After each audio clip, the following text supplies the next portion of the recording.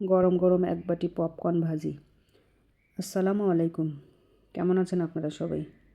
খুব সাধারণভাবেই এই পপকর্নটা ভাজি করে নেওয়া যায়। সন্ধ্যার সময় এই শীতে গরম গরম এক বাটি পপকর্ন, সাথে 1 কাপ কফি কিংবা 1 কাপ চা হলে মন্দ হয় না। পপকর্নটা আমার মেয়ে ভাজি করে নিচ্ছে। এটা খুবই সহজ, সবাই আমরা জানি, তাই ওকেই দিয়েছি ভাজি করার জন্য। সামান্য পরিমাণে তেল, লবণ দিয়ে অল্প কিছু ভুট্টা দিয়ে কিছুক্ষণ নাড়াচাড়া করলে এরকম ফাটা শুরু হবে, যখন তখন ঢাকনা দিয়ে ঢেকে দিলেই একদম ঠাস ঠাস করে ফুটে ভরে যাবে কড়াইটা। মজাদার পপকর্ন হয়ে যাবে আমার। এত সহজভাবে ভেজে নেওয়া যায় পপকর্নটা, তাহলে বাহির থেকে কিনে খাওয়ার আর কি দরকার। এখানে একটু বাটার ব্যবহার করলে আরও মজা হয়, বেশি ফ্লেভারফুল হয় অনেক।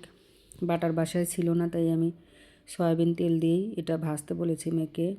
হয়ে গেল আমার গরম গরম মসমসে পপকর্ন।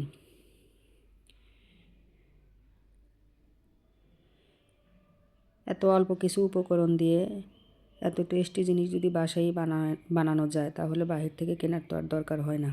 ভিডিওটা এই পর্যন্তই। আল্লাহ হাফেজ।